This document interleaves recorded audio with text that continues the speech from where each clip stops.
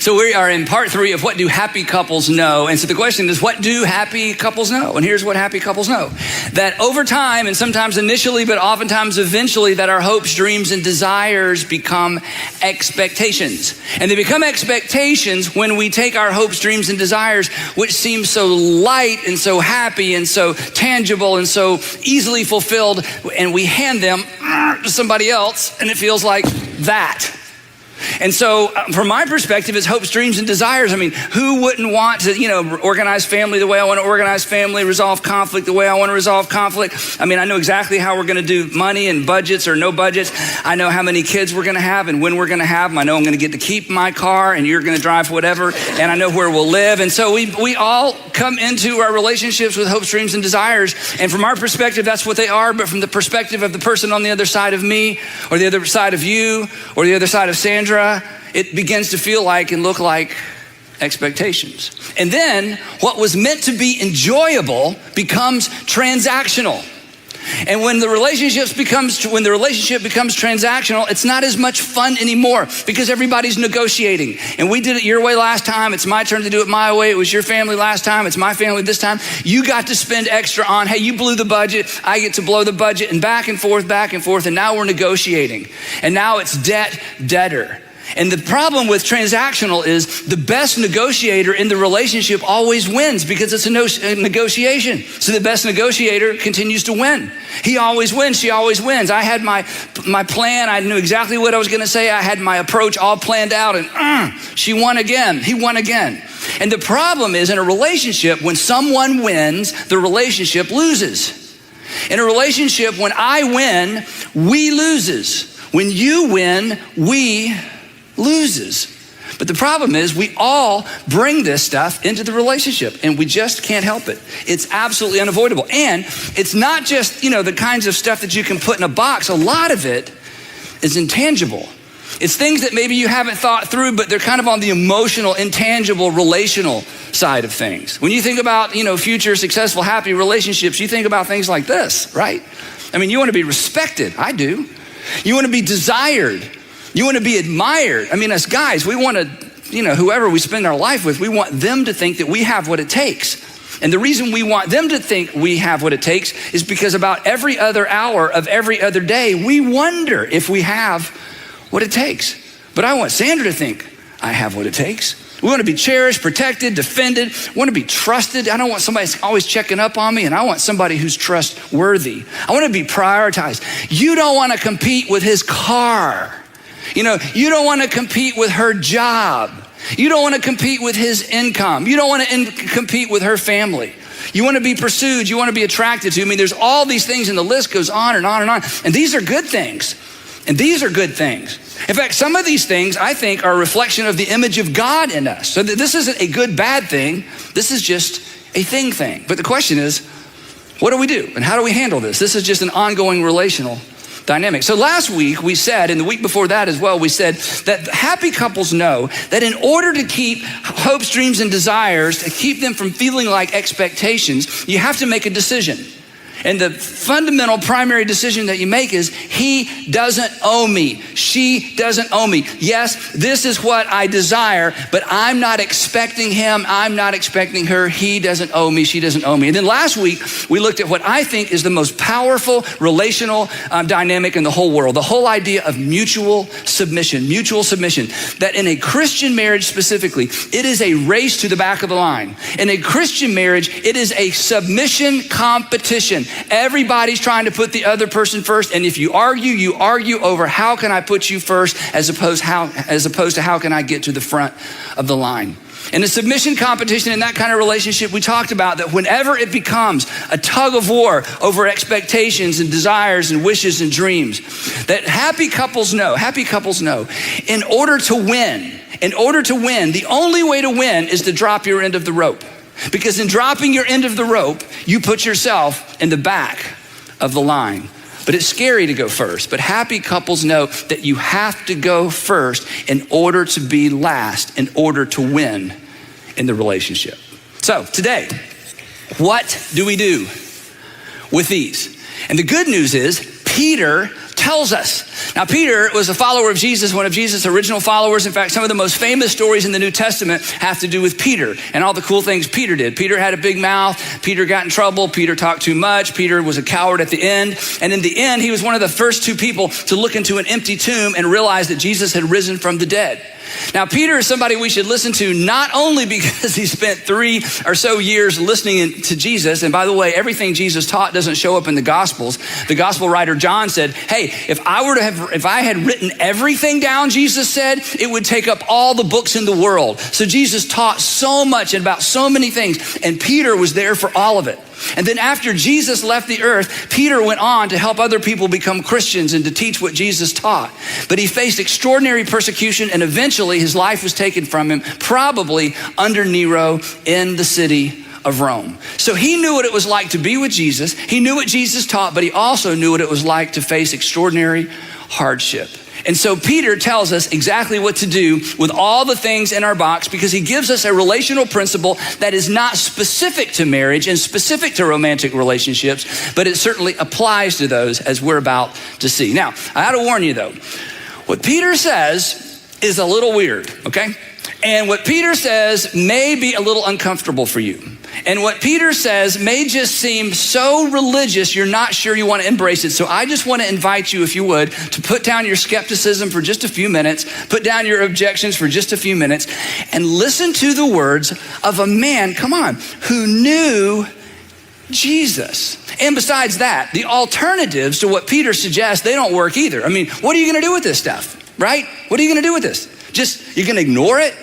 You can't ignore it. If you just ignore it, you're going to become unhealthy. You're just going to be a pretender, and pretenders are no fun to have in a relationship. And eventually the person you're in a relationship with is going to think you're getting kind of weird. And if you just give and give and give and give and give and give and never acknowledge what's in your heart and never acknowledge perhaps the God-given desires that rattle around in your heart and your soul, eventually you're going to get worn out. You're going to get tired. The relationship isn't going to be healthy because you aren't going to be healthy. And besides that, ignoring your hopes, dreams, and desires doesn't make the relationship any better. What is your other option? You can just stay busy, I guess. Pour more time into tennis, more time into golf, more time into work, more time into the kids, more time into hunting, something that just keeps you apart so you just kind of show up like roommates. But that's not what you got into this for. I mean, that's no fun. That's not exciting. It certainly doesn't model anything positive for your kids when you have kids or if you have kids. So staying busy isn't an answer. Creating your own world isn't an answer. And besides that, this sets you up for the third option, which is, I'm just going to go find someone else. Now, if you're dating and you're just a few months in or a few weeks in, or you're not engaged yet, you're just kind of moving in the direction of maybe a permanent relationship, and it dawns on you that your hopes, dreams, and desires are nothing like the person you're dating's hopes, dreams, and desires, then you probably should change relationships or maybe get out of that relationship, because there's time and you have that opportunity. And this is very, very, very important. But if you're in a relationship, and especially and obviously if you're married, then simply getting out of the relationship oftentimes doesn't solve anything. And here's why. And this is pretty deep, okay? Wherever you go, there you are. Let me go over that again, okay?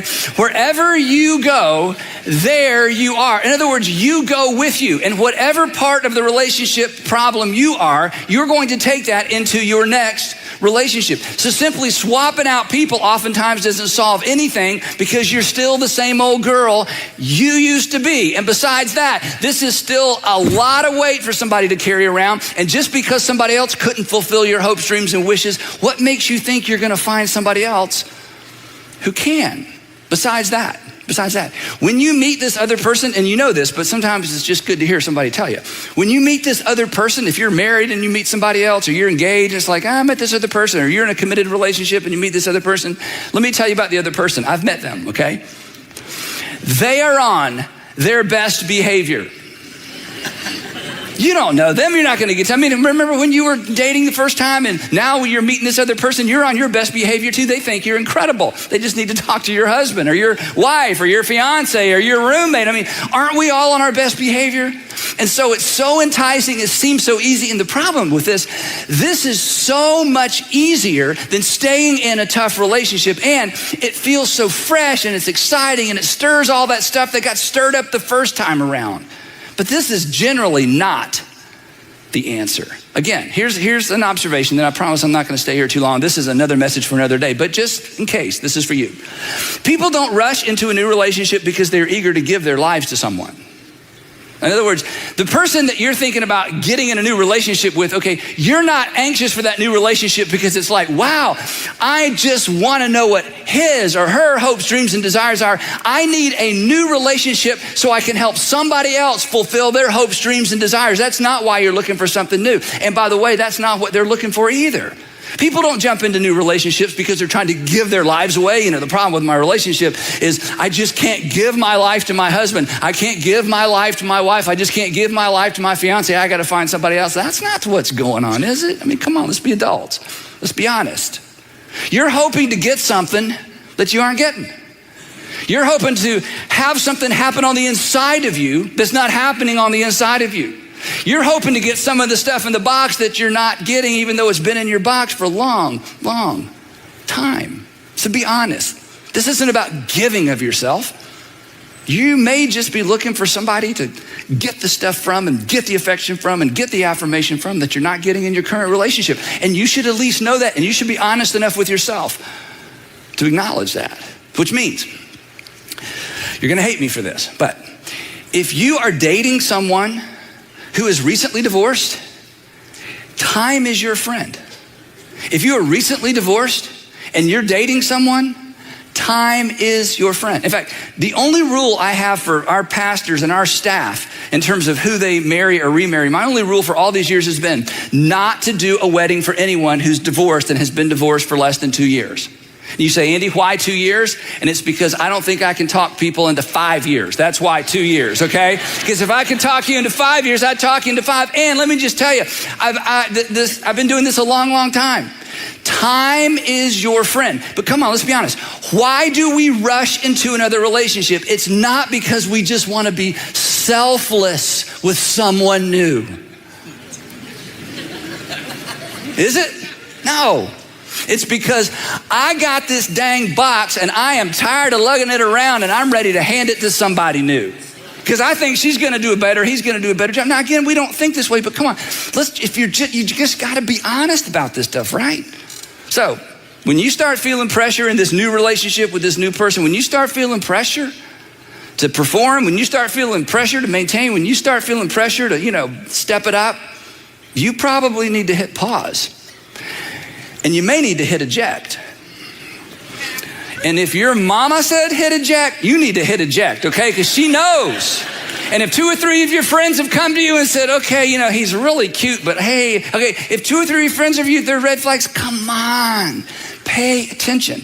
Just getting into a new relationship doesn't mean anything changes except the face and the address and the complexity perhaps of the problem. So, okay, back to what we're talking about. So the question is for today, what in the world do we do with this stuff? And as I said, Peter tells us, and in one of his letters that he wrote to Christians in the first century, he picks up on this, put others first idea. He doesn't use the phrase mutual submission like the Apostle Paul did. He uses a different term. So we're going to jump into this passage and make this super practical. So here's what Peter says. This is powerful. He says, all of you, clothe yourselves, that is put on so that you're characterized by. All of you clothe yourself with humility toward one another. It's a general relationship principle that we're going to apply to romantic relationships in just a minute. In other words, clothe yourself with humility. That means go small. That means go others first. That means go to the back of the line. That means at every relationship iteration, at every point of decision, at every transition, anytime there's a potential conflict, here's what you're supposed to do. You should ask yourself, what would a humble person do? So we're going to practice that because most of us have never asked that question before, right? What would a humble person do? And you say, well, Andy, I'm not really humble. I know. That's why we're asking this question. And you don't have to be humble, but you should at least know what a humble person does, because in just a minute, Peter's going to tell us why he says that. And when he tells us why, you might get interested. So I would like for all of us, and if you're at home alone, this is going to be weird. It's going to be weirder if there are other people in the room, but I would like for all of us to say out loud, because this is a powerful and compelling question. I want us to all ask the question, what would a humble person do? Ready? Here we go. What would a humble person do? You don't have to do it. You should at least ask the question. You should at least pause and ask the question, okay, if I were humble, what would a humble person do? Now, let me tell you a little secret about humility. If you start doing what a humble person does, you'll be humble. You go, oh no, it's an internal thing. It's not. See, you read your mind. You know if you're arrogant, but everybody else just reads your actions, and actions speak louder than exactly. So if you start doing what a humble person does, you'll be humble. And if you go, oh, I'm already humble. No, you're just reading your own thoughts. We're reading your actions. You're not. So stopping every once in a while, I'm telling you, this is a relational game changer. And asking the question, okay, I know what I'm gearing up to do. I know what I normally do. I know how I feel. I know what happened last time. I know what my mama says. But you just stop and you go, okay, but if I were to go small, if I were to go into the line, if I were to put someone else first, what would that look like in this circumstance? What would a humble person do? Now, before you just turn me off, listen to how Peter finishes this statement. All of you clothe yourself with humility toward one another because, why humility, Peter? Because God opposes the proud.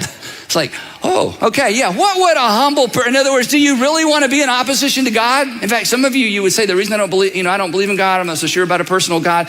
Part of it is, you've stiff-armed God a little bit. And Peter, who knew Jesus, who was the Son of God, said that God pulls back from proud people, that God leans away from and leans back from proud people. And before you judge God too harshly, that's what you do as well, right? I mean, you're not drawn to arrogant people, right? Don't you pull back?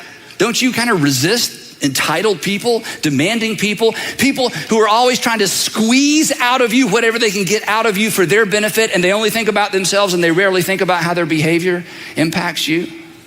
But look what he says. God opposes the proud, but he shows favor or grace. In fact, grace is actually a better translation of this word. He shows grace or favor to the humble. Now, this is an extraordinary promise, and in the English text, it's a little hard to see how this is a promise, but here's what this means. Peter says that when you humble yourself in a relationship, it is an invitation for God to give you the strength you need, the endurance you need, the power you need to maintain and to do the right thing. Because humility is an invitation to God. Humility is an invitation to God. Humility throughout the Old and New Testament, humility, and perhaps you've experienced that, humility when we go small, when we go back the line, when we go others first, it is an invitation for God to do something extraordinary in our lives and in our relationships. So he says this, let me say it again a different way. Peter says, humble yourselves, therefore, under God's mighty hand. Not under God's mighty hand like, gotcha, not that kind of under God's mighty hand. To be under God's mighty hand is to be under the canopy of his protection. It's to be under the canopy of his authority. He says, when you go humble, you are basically backing into the safest place you could be because God leans into the humble. God leans toward the person that says, what is the humble thing to do? What would a humble person do when she says, when he says, when he doesn't, and when she does? And this is an imperative. It's when you want to power up, when you want to get demanding, when you want to defend. He says, nope. Ask what would a humble person do, and then you just do that. And not only are you under God's mighty hand, he's about to say you're also in God's mighty hand. So it's not only under authority, it's not only under protection, it's in a place where when God is ready, he can do something extraordinary for you. And that brings us to the second promise. That, or the purpose, or the result, that he may lift you up because you're in his mighty hand. God, I've done the humble thing. I've done the submissive thing. I've done the others first thing. I've placed myself in your mighty hand. And God says, and when the time comes, when the time is right, you've put yourself in a position to where I can lift you up. Now, you hear all that and you think, okay, You're the preacher. I'm sure that makes perfect sense to you. I have no idea what you're talking about. Okay, I didn't even think God had hands. In fact, I read somewhere in the Bible where he had wings. So does he have wings or does he have hands? Okay, is God an eagle? Is God a lion? Is God what? God's mighty hand, like I'm supposed to go home and say, God, give me a hand. What does this even mean? So I think when Peter was writing this made perfect sense to him because of the context and culture he was in. I think he's writing this and he realizes, okay, this is probably way over everybody's head. So I need to give him some handles. I need to explain exactly what I'm talking about. What does it mean to go humble? What does it mean to put others first in this context? What does it mean to rest under God's mighty hand place? What does that look like? So Peter gets really, really practical. Now, a few weeks ago, Clay Scroggins preached on this very same passage in a different context and gave us an incredible, incredible visual. Some of you might remember that. So we're going to look at what Peter says within the context now of relationships, personal, romantic relationships. And here's what Peter says. This is incredible. He says, I'm inviting you because I spent time with Jesus. And so speaking on behalf of Jesus, the Son of God, he says, I'm inviting you. Check this out. He says, cast all your anxiety, all your frustrations, all your she said, he said, I always thought it was going to be, I always dreamed it would be, they promised. Cast all of your anxiety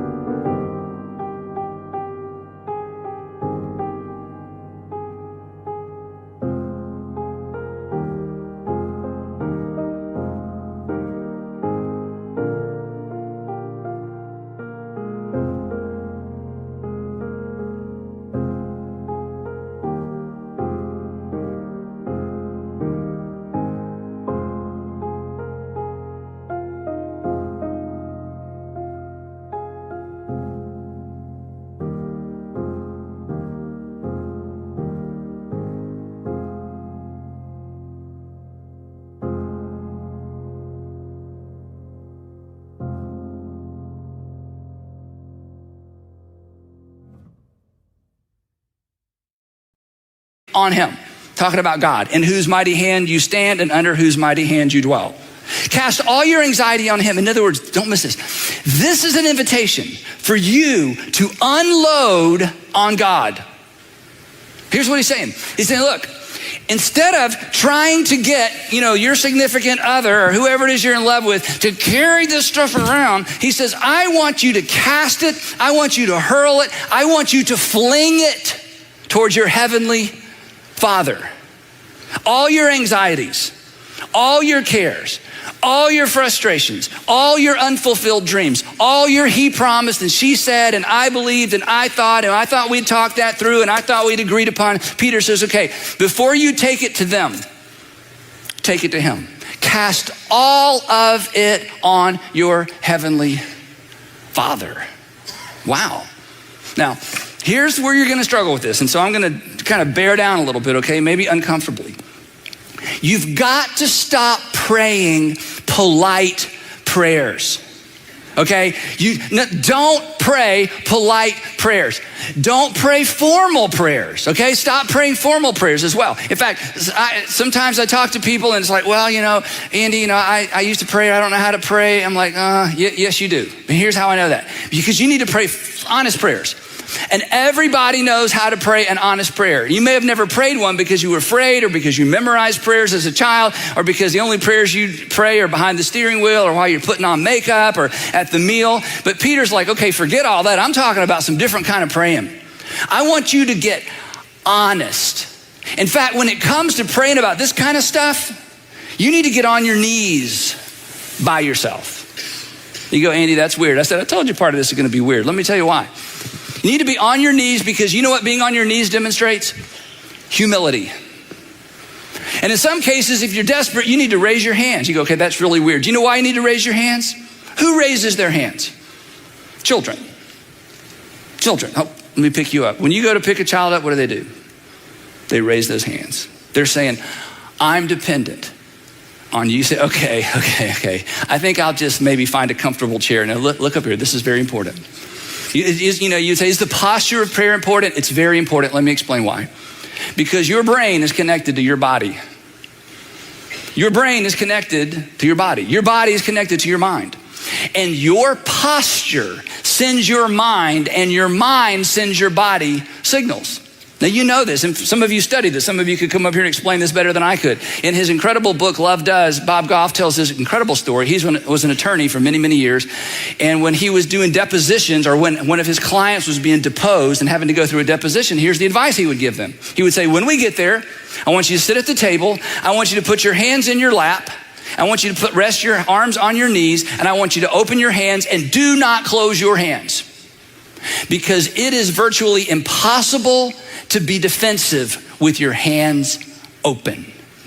What happens to your hands when you start getting defensive? What do? They start going like this. You just tried this at home. In fact, some of you, you're going to get home and you're going to notice everybody sitting around the table and it's like trying to eat like this because, I'm not getting defensive. There's something, I'm telling you, there's something about your posture. And when you decide, I'm going to get in the habit of casting all my hopes and dreams and desires on my Father in heaven, you should be in a posture of prayer that signifies submission. And if it's a tough season in that relationship, you may need to lift your arms because your lifting of your arms is a sign of desperation. In other words, here's what Peter's saying. He's saying, look, you're going to take all this energy somewhere.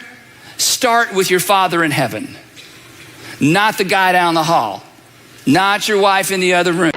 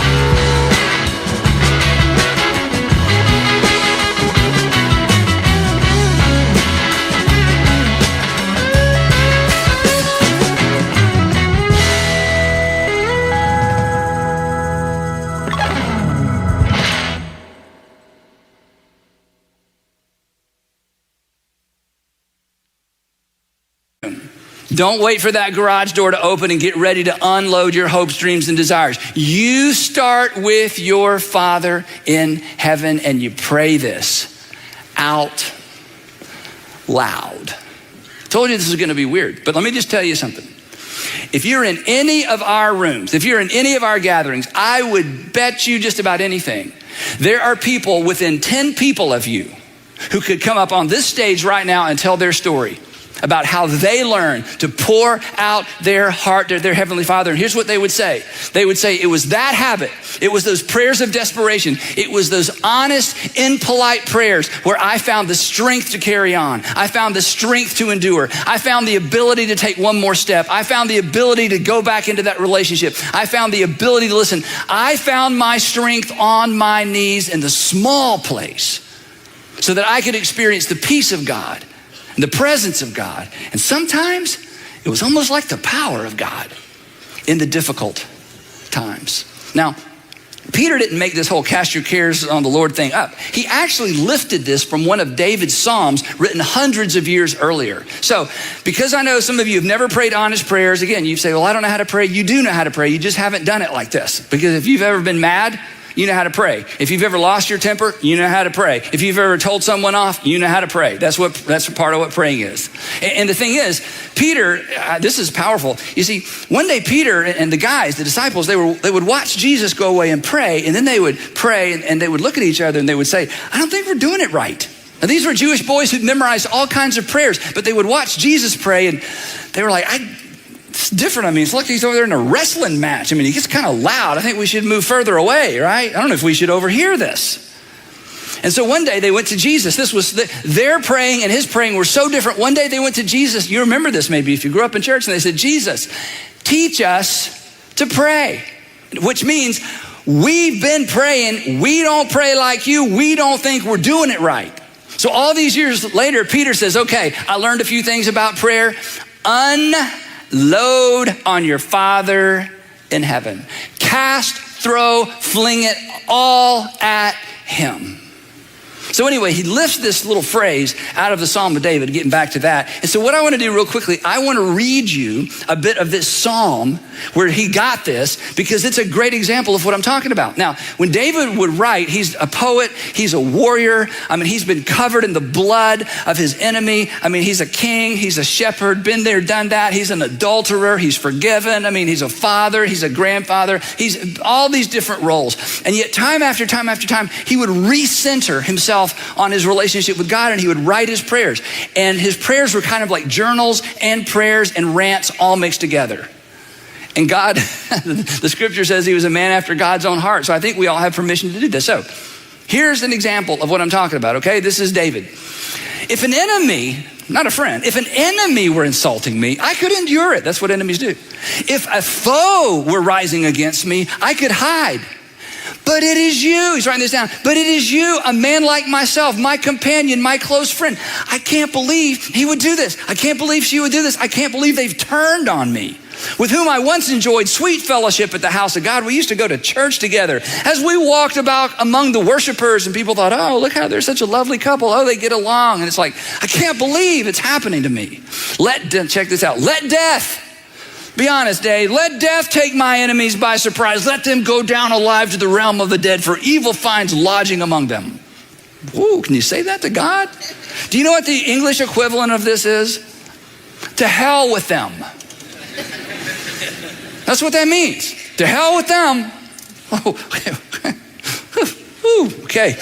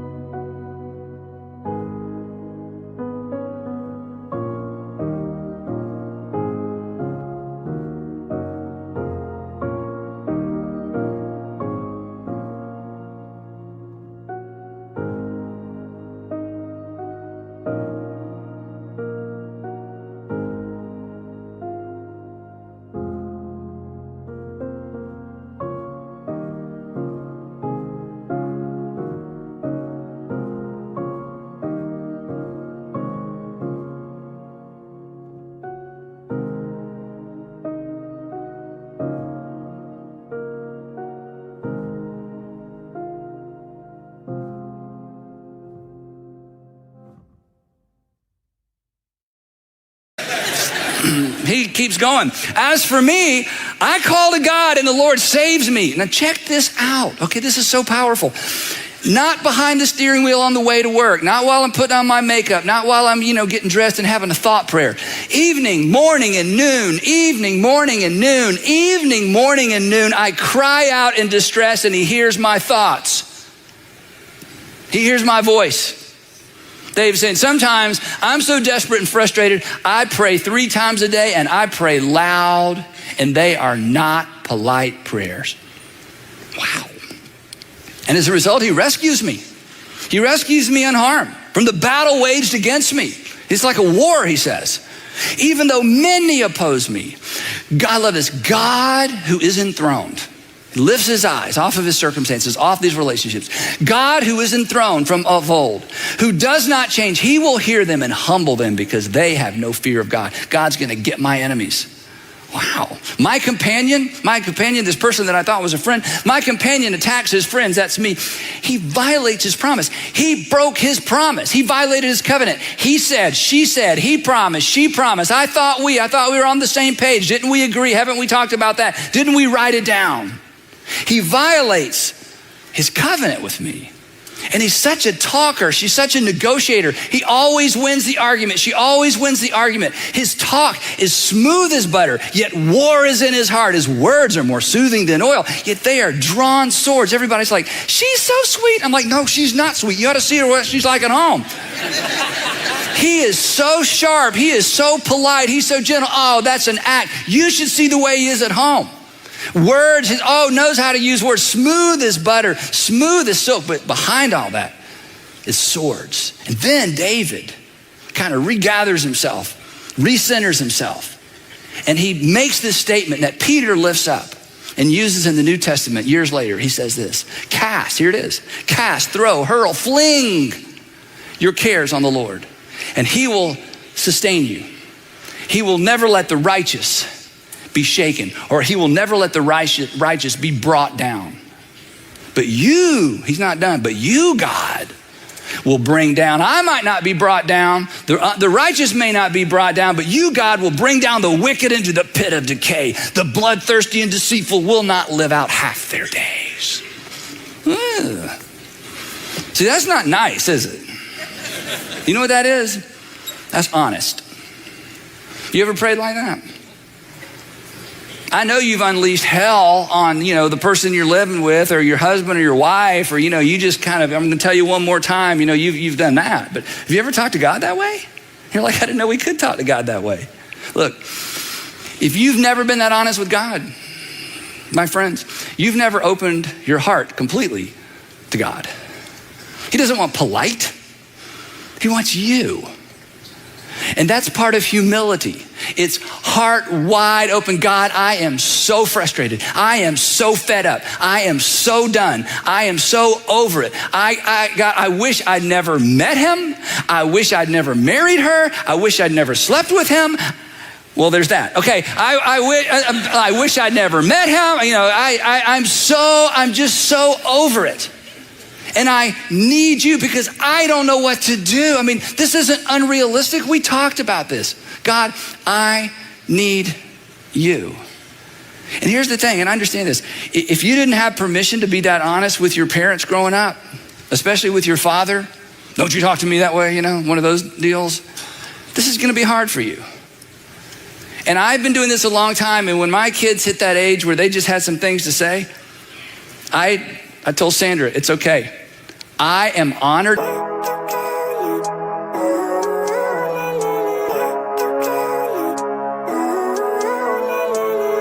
Living life every day, late at night, not okay. All I want, and I pray, all I need are some better days. Fuck me, I'm looking in the mirror, so foggy, but I've never seen clearer. I don't really think anyone can save me, and honestly I'm not really sure I want saving. I like to be my own worst enemy. There's no risk if you don't try at anything, so I'ma just keep buying everything. See you in the next life, have to be a better me. I don't think that my head's on straight, gotta flip it and grip it and go and get an x-ray. What's wrong with me? I just feel weight pushing on my chest and it squeezes till I suffocate. Better change my mindset, meditate. It's pretty cool that I'm alive and have better days. pace. I could walk, see, hear, I should celebrate. Think I could change my mind, maybe elevate. Living life, every day, late at night, not okay. All I want, and I pray, all I need are some better days. Yeah, all I need are some better days. Cause all I want, and I pray, I believe in the better days. I'm kinda stuck between a rock and a hard place. Do I work hard or live at my pace? You're only young once, yeah that's all great, but I also want a future where I'm okay. Living life is doing lots of cocaine. Wait no, it's living with no shame. Wait no, it's sleeping in on Sundays. I guess it's different for each of us and that's okay. Well I just wanna be happy, how to get there? Glad that you asked me.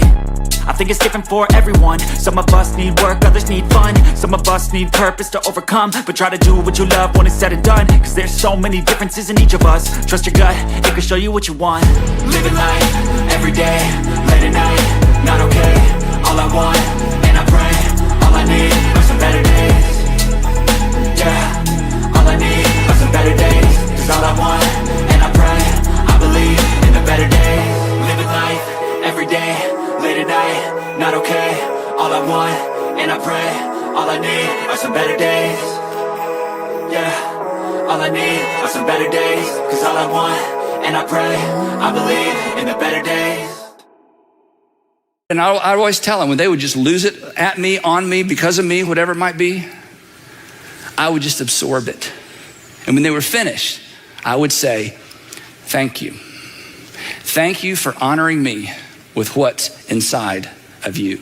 And you're thinking, you're making that up. You didn't do that with your teenage kids. Yes, I did. And you know why I did it? Because I've known for a long, long time that my Father in heaven invites that kind of feedback from me, even when I'm wrong, even when I'm misguided, even when I don't see the world the way the world really is. And I decided a long time ago, before my kids ever hit adolescence, you know what? I would rather them bring it to me fearlessly than to shut it down and let all that energy go somewhere else. But here's the best part of all. This is so powerful. And if you've been away from church for a long time, or you've been out of church for a long time, or you're skeptical, I get that. If I were you, I would be as skeptical as you are. If I went to school where you went to school, I'm sure I'd have the same, thoughts and doubts. And if I was raised the way you were, I'm not critical at all. I mean, we are where we are because of things in most cases we had no control over. I get that. But if you're the least bit open, this next part, this is gold. This is so powerful. He says, cast your anxiety on him. Why? Because he cares for you. That's why. The reason you can bring it, the reason he's not offended, the reason he's not going to shut you down, the reason he's not going to be like, whoa, we don't use that kind of language, is because he cares for you. Listen, if it's important to you, it is important to your Father in heaven. That's how good fathers are, right? If it's important to you, it is important to your Father in heaven because you are important to your Father in heaven. And Peter saw this in Jesus. I mean, come on, Peter really saw it. Because there at the end, Peter was exactly like the friend in David's psalm. He spent 3 years with Jesus and saw it all, did it all, walked on water, did the whole deal. And at the end, he betrayed his friend. And in the end, Jesus took him back. He didn't just take him back. He put him in charge of the whole enterprise. Peter knew God can handle it. God can take it. You are invited to bring it. Again, you're gonna unload this somewhere. Your Heavenly Father says, start with me. Start with me. Get on your knees every day and just give me your list. Give me your box. Give me your expectations. Give me your disappointment. Give me your heartbreak. Give me all the things he or she promised or the things that aren't working out. I'm telling you, bring them to me every single day because that is an expression of humility. And humility is an invitation for God to do something remarkable. But I gotta warn you, the first remarkable thing God does will not be in the person down the hall. The first remarkable thing God does, if you do this, will be in you. In fact, you'll begin to see this box differently. You'll begin to see some of the things in this box differently. Chances are you'll take some things out of the box. You may discover that you've been trying to squeeze something out of your husband or your wife or fiance that was never in them to give in the first place, and that they weren't created to give you in the first place. And you may discover that you both really hope for and dream of and wish for the very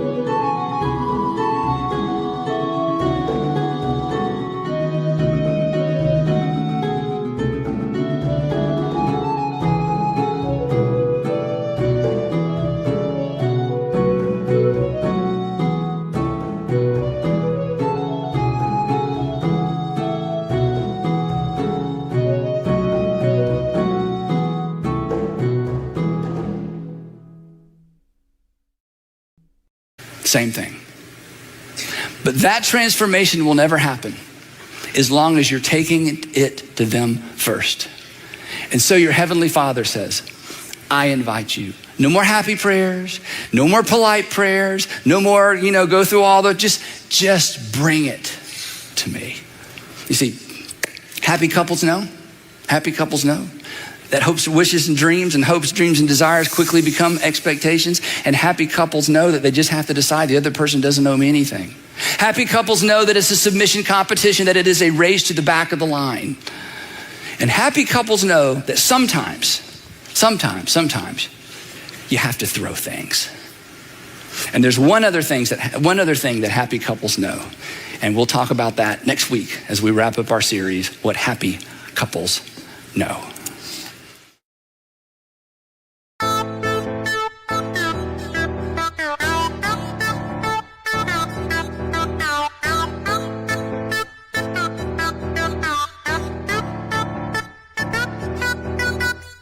Hey, pretty baby in the high heel on. You give me favor, I never ever know.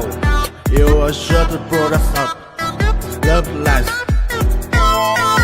I like the fruit of your walk, your talk, your dress. I feel your favor from my ground. You freak you. I'll be my car, and we in the town. Just give me baby and tell me try that you the one for me. The way you make me feel, the way you make me feel, you really turn me on.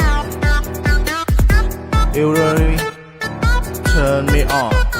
You knock me off my feet. My lonely days are gone.